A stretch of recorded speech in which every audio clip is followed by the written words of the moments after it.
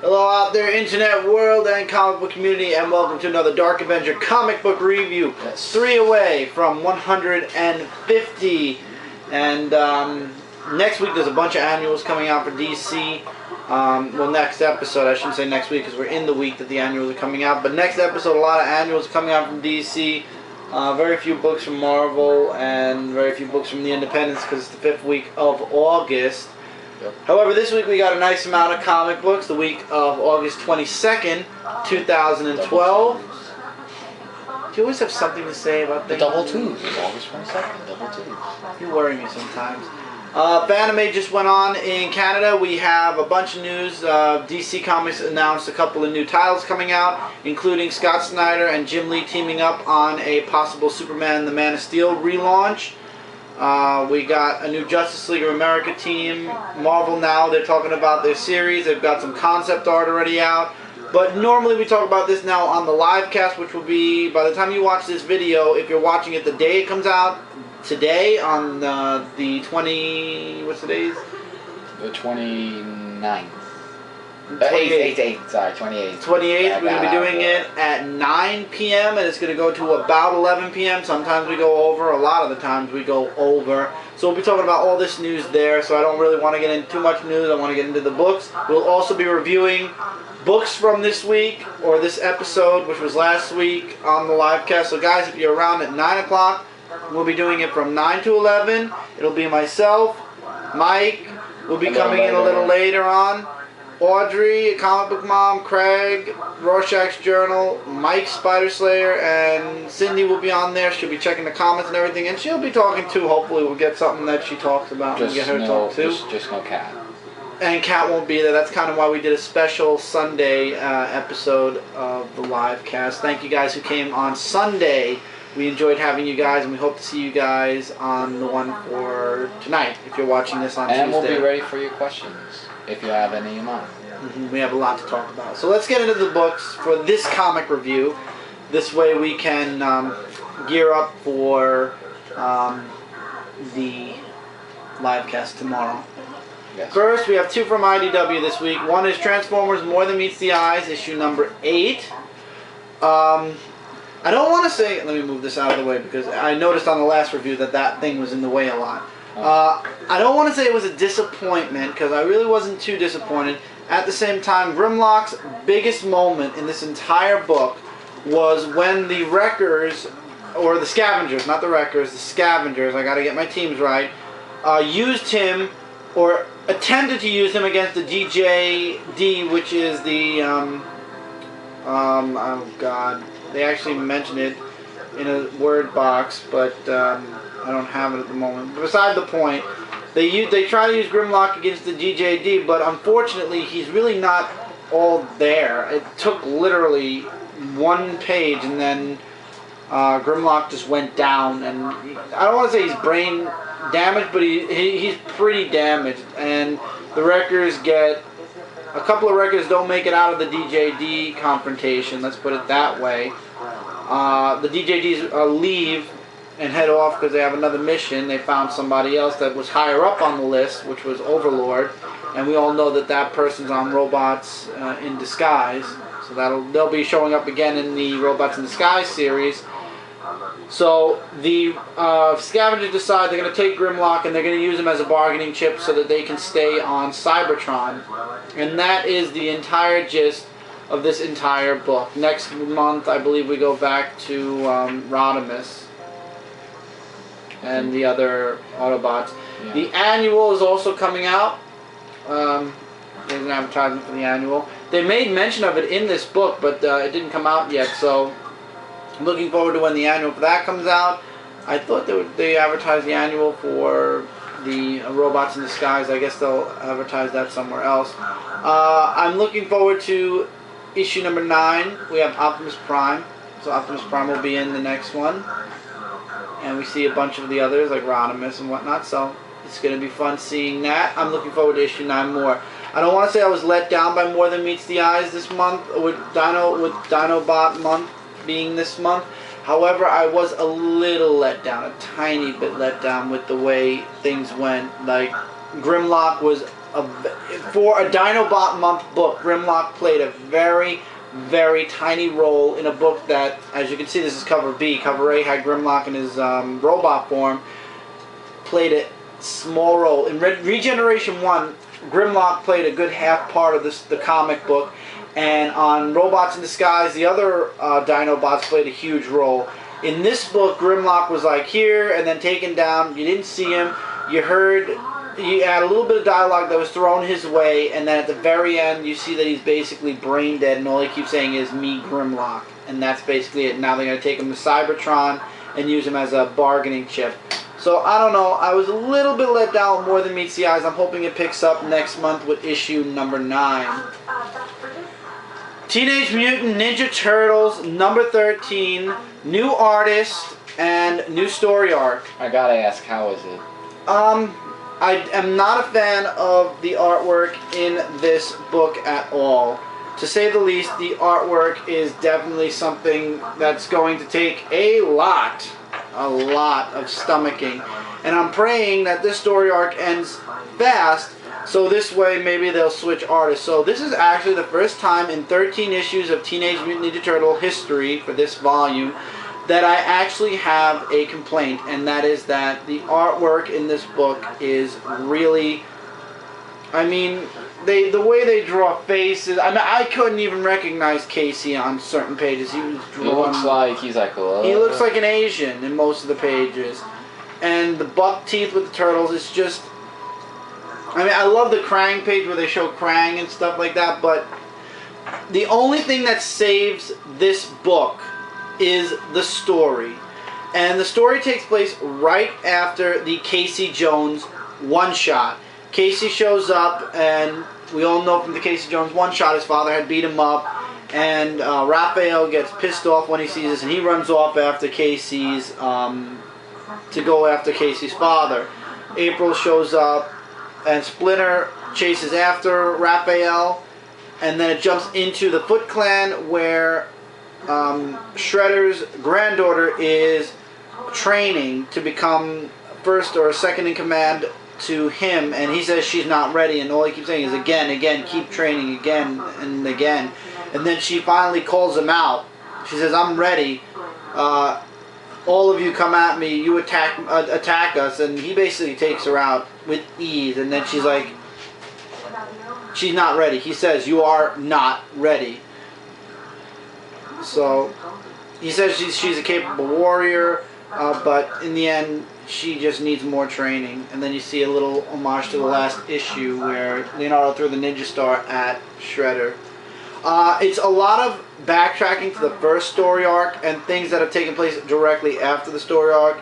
There's a moment with April and Casey where April's like, you know, you didn't tell me about this with your family. And then there's Stockman being captured by Krang, Krang's true identity being revealed to Stockman, and that there's a lot to talk about leading into probably the next story arc. This story, this issue and next issue, both of this seems like a transition. It's recapping what happened in the past 12 issues of Teenage Mutant Ninja Turtles, and it's also setting up a story to come next, the next story arc, the next big story arc for Teenage Mutant Ninja Turtles. So after Stockman and Krang have their little, like, Krang says we really need to talk, we go back to Raphael, who breaks into Casey's house and goes after Casey's father. And then with the biggest twist of fate ending, so to speak, Splinter shows up to stop Raphael, but they give you that little page that you think, oh my god, Splinter can't do this. And we all know he's not by the beginning of the next issue. He's like, you fight with too much rage.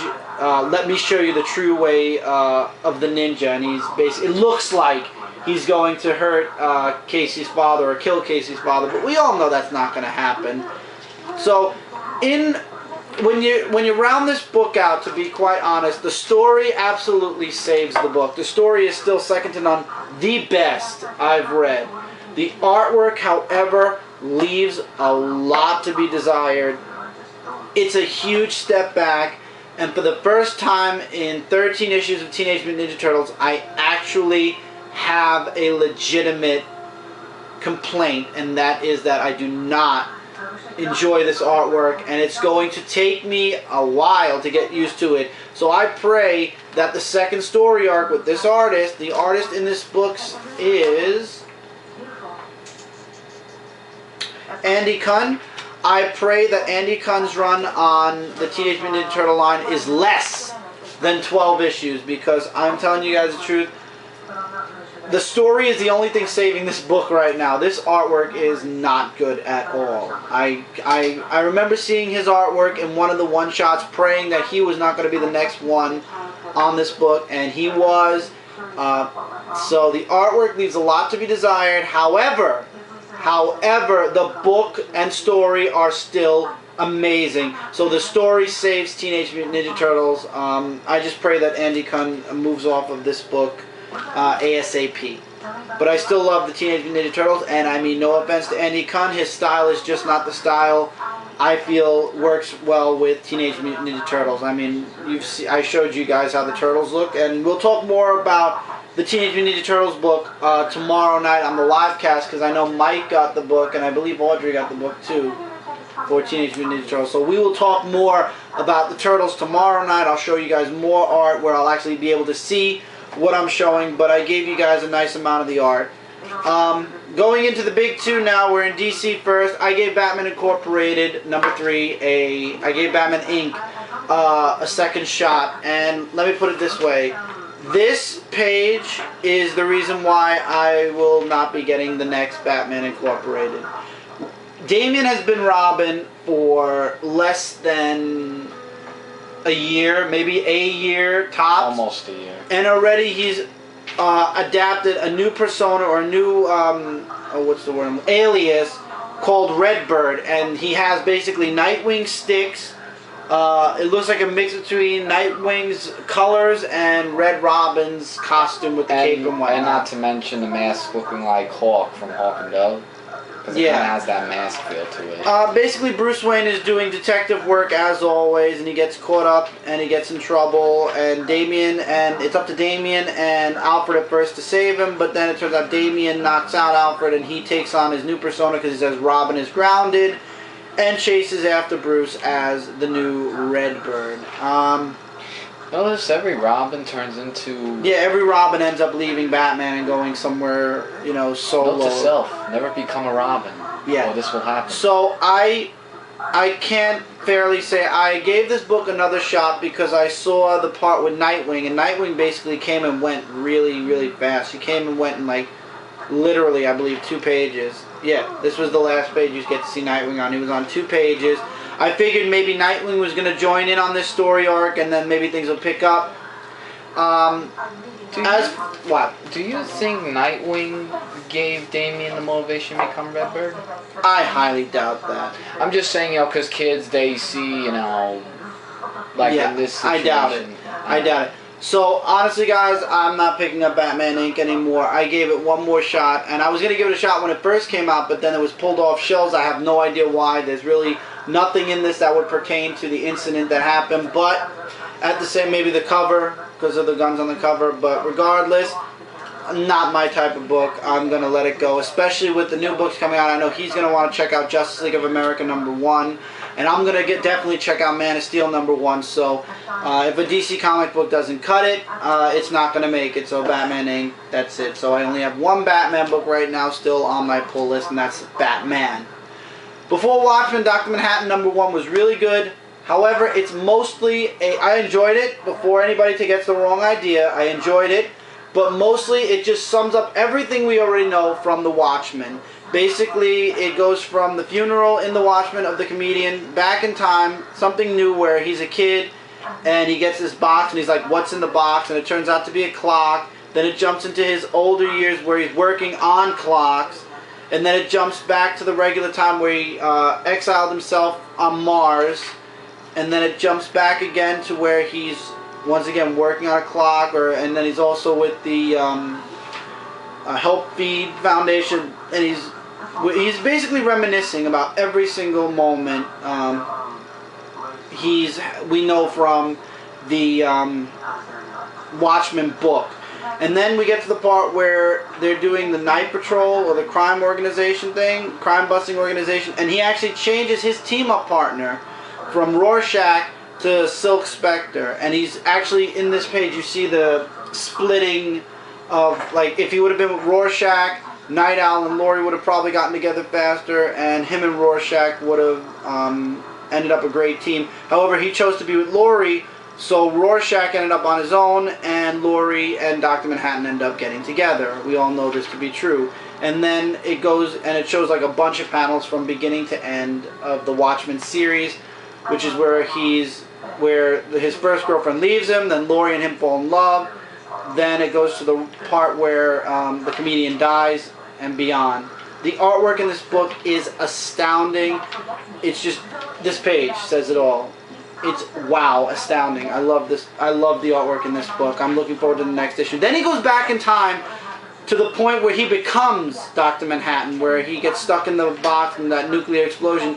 Except this time, in this possibility, or I believe he's just in a different alternate world where, like, if it didn't happen, what would happen? He doesn't get stuck in the box, and he doesn't become Dr. Manhattan, and he's like, wait, that's impossible. That's not possible. How did this happen? The box closes and it goes off, and he's not in there, to be continued. And then you get the next 2 pages of the Crimson Corsair. Unfortunately, I won't be getting the full Crimson Corsair anymore because I'm not reading Ozymandias anymore, but oh well. I would definitely say check Dr. Manhattan out. It was a really good read. The artwork was amazing. I left a lot of stuff out, guys, but if you've read Watchmen, I will tell you guys this much. This book basically speaks for... The book basically is a rundown of everything that happened in Watchmen. I believe the next part will be more of its own entity. So if you read Watchmen, expect to know a lot of what goes on in this book, but there are other new things in this book that you did not read through Watchmen. Love you, Spidey. You gave me the perfect way to describe the villain in Superman issue 12. Basically a cheap knockoff of the Predator. And for those of you who have watched any of the Predator movies, you know exactly what I'm talking about. So I'll just show a picture and then you guys will understand what I'm talking about. I'd say it's a mix between the Predator and maybe a messed up version of a green Teenage Mutant Ninja Turtle with a mask. Because when he takes the mask off, he looks like a... Basically, he looks like a Teenage Mutant Ninja Turtles villain reject. Because he's like a big alligator face when the mask comes off. When Superman took the mask off. Let's see if I can get a good... picture. Yeah, he has like an alligator face, so it's like a reject from the TMNT line. Anyway, Superman's fighting this fake Predator guy, and the government decides to, or the Russian government decides to nuke the place. Superman's trying to talk with this guy and and he opens up a portal to his world, thus we get the cover with the squid monster.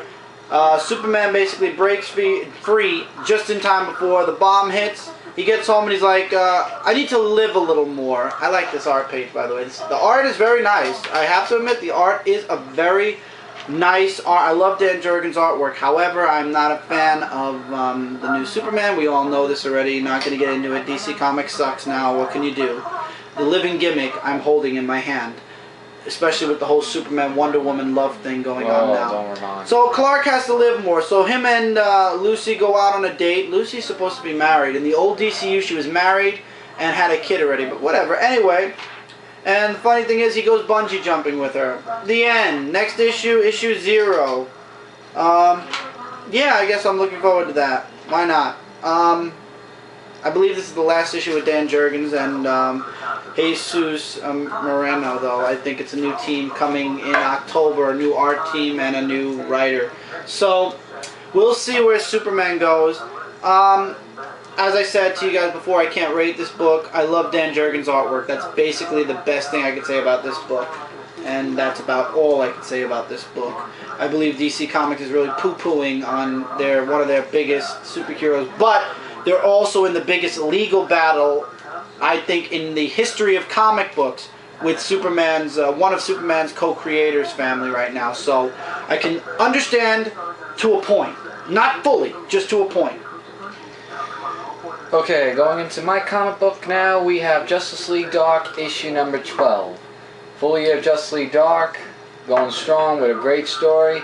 In this comic book, though, there are a bunch of things that are described in this book that is like unbelievably like wow. We first learn about, for those who read last issue, Dr. Miss was the person who betrayed John Constantine in the fight.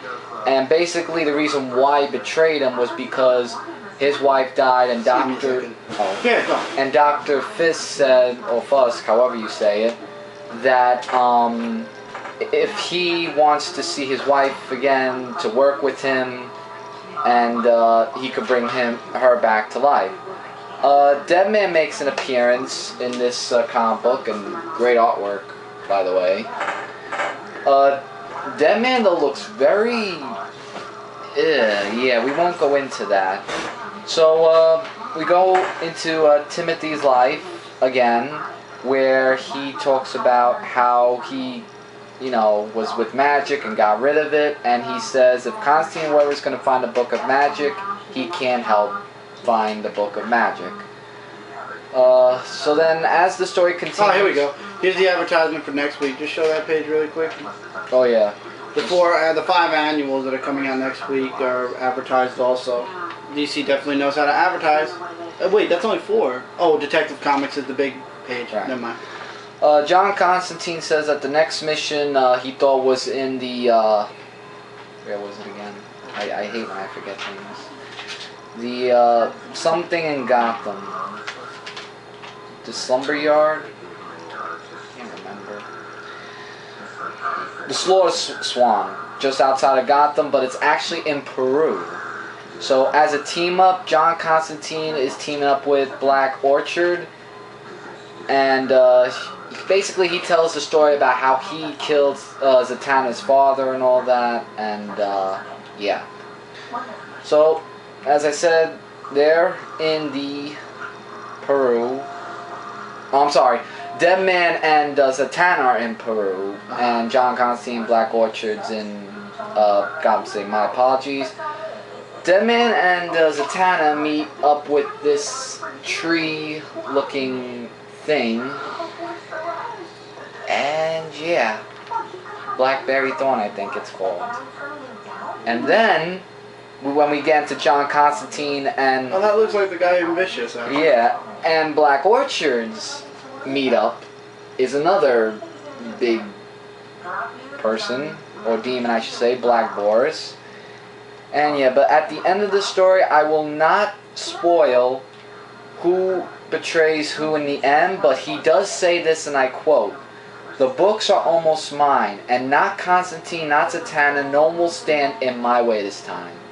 To be continued in issue 13. Next issue is issue 0 of Constantine and Zatanna's dirty little secret.